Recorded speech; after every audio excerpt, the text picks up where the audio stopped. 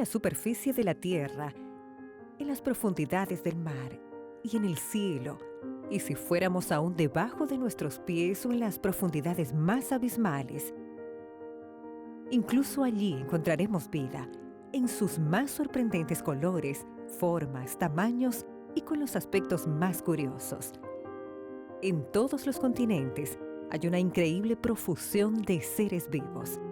Y es esta biosfera que compone la mayor riqueza de este planeta que llamamos Tierra y que se distingue por la vida. La biodiversidad aquí es extraordinaria. Pero, ¿cómo tan grande variedad tuvo origen?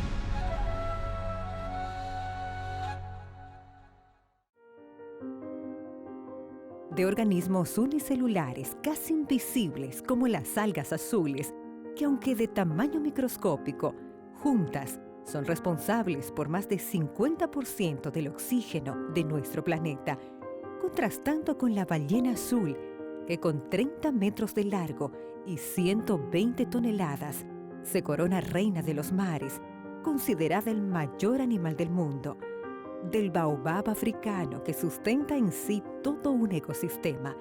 La vida es como una galería de creatividad casi infinita que maravilla en cada mirada.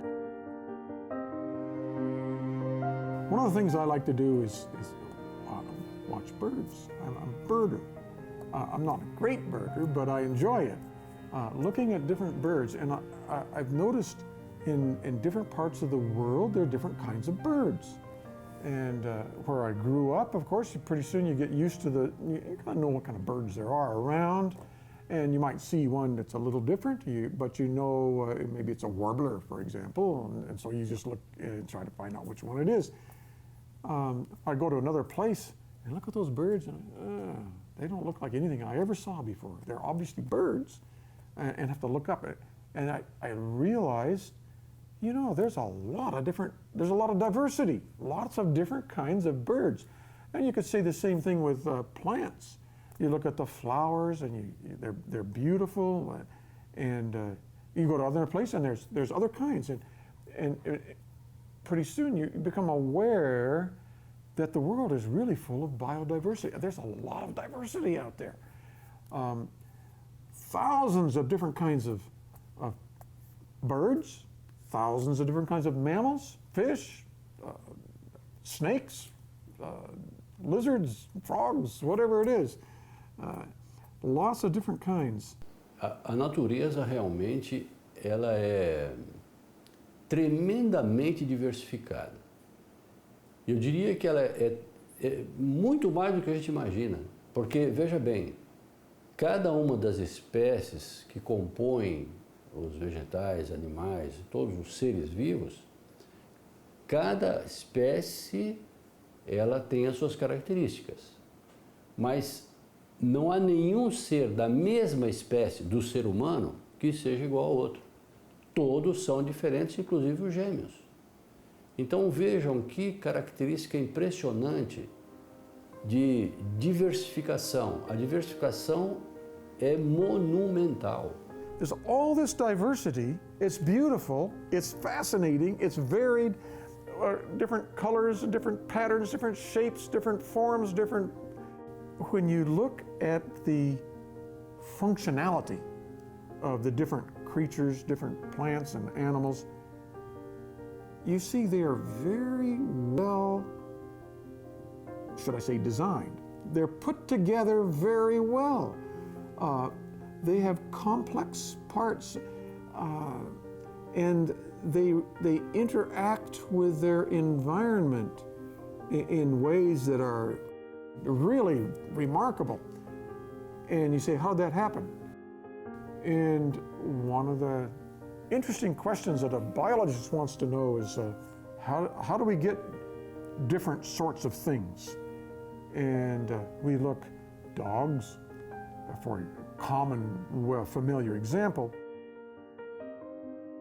And we notice that when we breed dogs, we can select for small ones and big ones. We can select for long-legged ones and short-legged ones. We can select for curly hair and straight hair and lots of different things. And you say, I wonder, if you did that long enough, could you change a dog into, or could you change, say some dog, could the dog have come from some ancestor and maybe one lineage became dogs and another lineage became something else? Well, you could say cats, for example, just a common contrast. And you think, what would it take to modify a particular kind of organism so that it developed over time into a different sort of organism? And could it happen by chance? Or does it require some kind of intelligent input? And when you look at the science, you might ask scientists that question. You say, scientists, you've studied this, what have you found? And scientists can say, well, you can watch. I'll show you that you can get varieties. And so you say to the scientist, well, okay, show me how you can start from one particular kind of organism and from their descendants produce dogs and cats. Well, we can't do that. Why not? Well, it takes too long. Well, can you do, can you get, how far can you get on it? Well, as a matter of fact, we can't start. We can't do anything with it. Well, then why are you teaching us that this happened? Well, we don't know any other way to do it. It must have happened by chance. Well, you've got to have a lot of faith for that. É interessante a gente analisar assim exemplos reais na natureza, né, desse tipo de diversificação. Você encontra, por exemplo, os cães, né? As raças são diversas, mas você tem o mesmo tipo de classificação, canis familiares, né? Você tem cães minúsculos, cabem numa bolsa, né? E você tem cães enormes, né? Mas todos são cães. Você encontra o mesmo fenômeno nos gatos, inclusive na espécie humana. Nós temos uma raça humana, mas temos caucasianos, temos negroides, temos asiáticos, né? Com suas diferenças morfológicas, de cor e tudo mais. Todos seres humanos.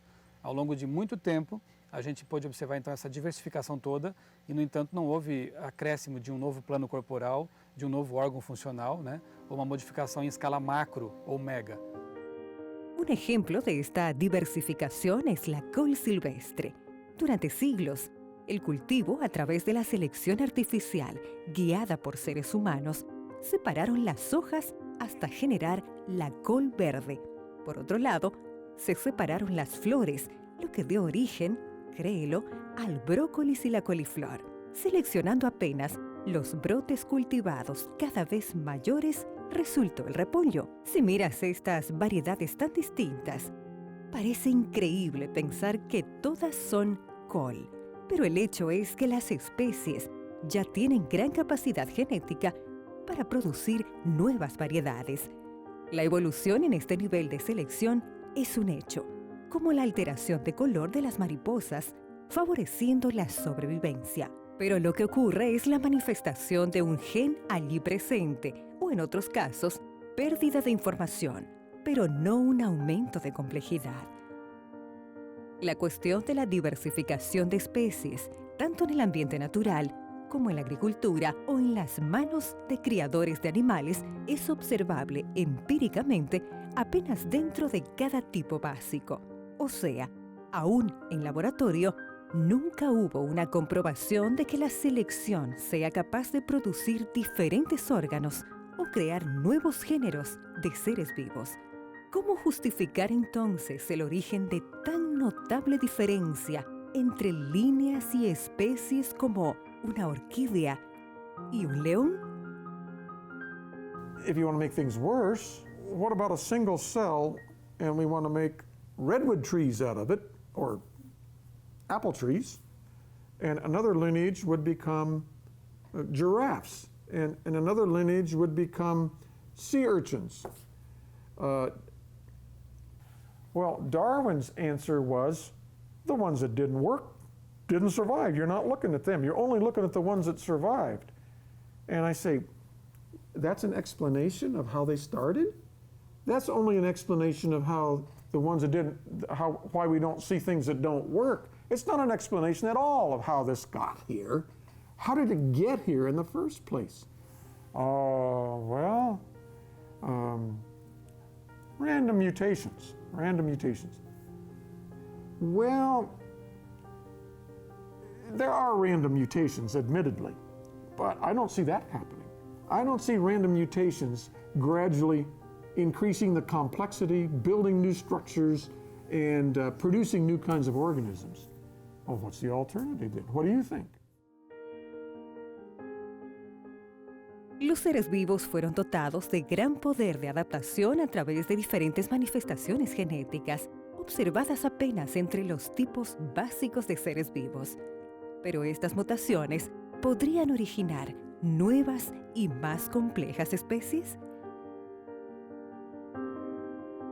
Ao longo de 100 anos, têm sido feitas pesquisas com as moscas das frutas, que são também conhecidas como drosófilas, ou Drosophila melanogaster.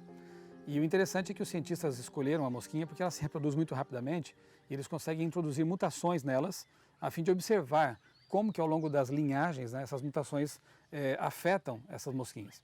Esperavam, naturalmente, que por meio dessas mutações, quem sabe pudessem observar o surgimento de um novo plano corporal ou de algum novo órgão funcional que favorecesse a mosca. O que aconteceu foi que eles obtiveram moscas com asas retorcidas, moscas sem asas, com órgãos deslocados, e nenhuma dessas mutações favoreceu realmente a mosquinha, né?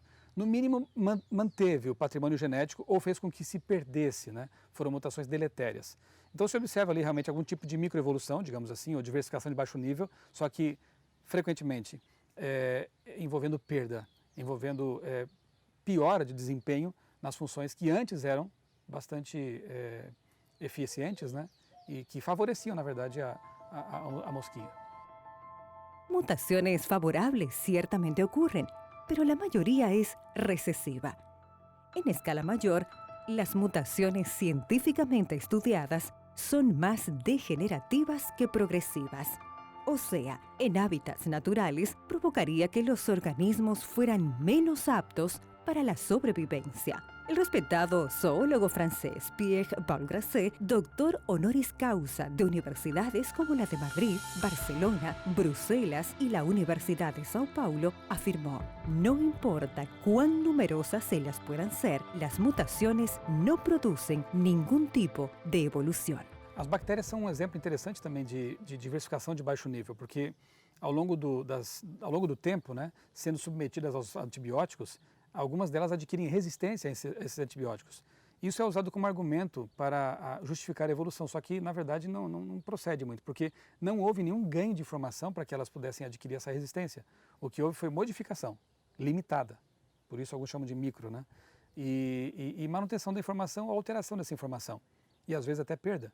Há perdas que até favorecem, né, os organismos, mas não pode ser considerada como evolução no sentido de favorecer assim, o surgimento de um novo órgão, de um novo plano corporal, enfim. Um exemplo bem interessante disso são moscas que foram observadas em ilhas do Pacífico que não têm asas e vivem muito bem, obrigado. O que aconteceu? Os pesquisadores foram ao local para investigar isso aí e perceberam que ali naquela região passam muitos furacões. Sempre que vinha um vendaval desses, as moscas que conseguiam voar tentavam fugir voando e eram varridas para o oceano e morriam. As moscas que passaram por mutações deletérias, que tinham essa deformidade, não tinham asas ou tinham asas retorcidas, não conseguiam voar, o que restava a elas? Se esconder em algum lugar, né? E se escondiam, sobreviviam, e com o tempo elas foram se multiplicando, essas que tinham essa mutação deletéria, e a população de moscas sem asas cresceu ali. Mas essa evolução envolveu perda, e neste caso específico, e em alguns outros, a perda favoreceu a sobrevivência. En el reino vegetal fueron constatadas más de 400 mutaciones en el choclo, y aún con toda la investigación genética continúa siendo hasta hoy choclo, La microevolución observada en la naturaleza puede modificar u optimizar una estrutura ya existente. Se nós observarmos as plantas, né, as flores, as pétalas das flores, a delicadeza, né, dos tecidos, e compararmos, por exemplo, com folhas e folhas de ambientes diferentes, por exemplo, ambientes mais úmidos têm folhas mais tenras, mais delicadas, ambientes mais secos, mais que nós chamamos de xéricos, as folhas são mais duras, mais rígidas. Isso tudo tem a ver com o ambiente onde a planta vive e a adaptação ecológica que essa planta tem ao ambiente onde ela vive.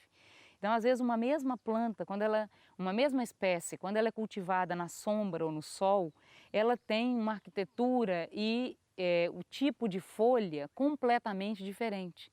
A mesma espécie. Então, no sol, ela vai ter folhas menores, mais espessas, e na sombra, folhas maiores e mais finas. Isso tudo tem a ver com a captação de luz, né, a quantidade de luz a que ela está exposta para fazer a fotossíntese, e está também com a questão da transpiração, porque no sol vai transpirar mais do que na sombra, porque ela mais calor, e também com ela estar mais adaptada àquele ambiente mais hostil.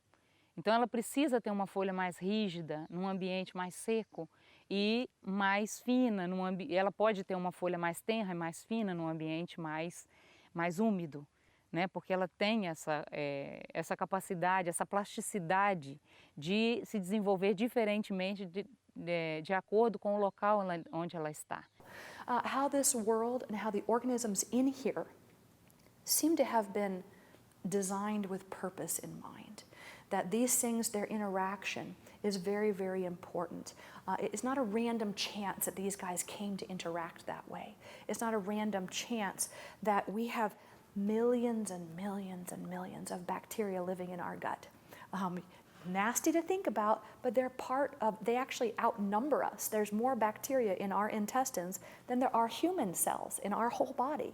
But they're small, so they don't outweigh us, but there's certainly more numbers of them. It's not a mistake that they came to be there. They're actually part of how we get nutrients. They help us protect us from infection and things like that. So from my perspective, as I see all of the way that organisms interact, I am encouraged to believe that there was someone looking at this planet and designing it for a specific purpose. Nós temos aí trilhões de células que aparentemente são todas iguais cromossomicamente, são, só que cada célula também é diferente da outra. Então, a riqueza da diversidade realmente não pode ter sido casual. Ela é fruto de um inteligente projeto de altíssima diversificação, mas que permite uma profusão de milhões de formas diferentes de espécies, mas que vive num mundo preparado e adequado para suportar todas essas características e toda essa diversidade. E isso não pode ser por acaso. O pessoal da área de informática sabe muito bem que informação, especialmente informação complexa e específica, não surge do nada. Sempre demanda uma fonte informante, inteligente, para fornecer esses dados, essas informações. Por que quando se estuda a vida não se chega à mesma conclusão, né? A vida está repleta de informação complexa e específica. E para que essa informação exista, sem dúvida foi necessário que uma fonte informante inteligente tenha fornecido os dados também, né? Quando a gente estuda, por exemplo, as mutações, né, que são muitas vezes usadas como argumento para justificar o ganho de informação, a gente percebe que nunca houve ganho. Houve sempre perdas, ou no mínimo, manutenção desses dados, dessas informações, né? A chamada microevolução observada em vários organismos, como por exemplo as bactérias, né?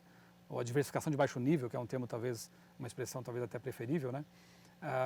As bactérias, como eu citei o exemplo aqui, as bactérias, ao longo do tempo adquirem resistência aos antibióticos. Isso é usado como argumento muitas vezes para justificar a evolução, só que elas não se transformam em outra coisa além de bactérias. One of the things that can excite people about biodiversity, and especially my area, marine biodiversity, is giving people the opportunity to really interact with these incredible habitats. Not everyone is able to be a scuba diver and to be able to dive with sea turtles or to dive with dolphins, to dive with these amazing little invertebrates that are hiding in coral reefs. But I think as our research can be put across to people in a generic way, in a way that helps them to recognize the beauty and the fascination that we have with these kind of habitats, can get people excited about learning more. And if they're willing to learn more, then I think they're willing to begin to link those puzzle pieces together.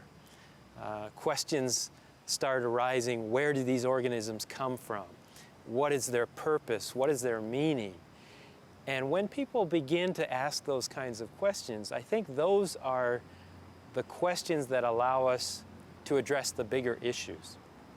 Not only about biodiversity, not only about critical habitats, not only about the status of organisms, but about why these organisms are important and what do they point to?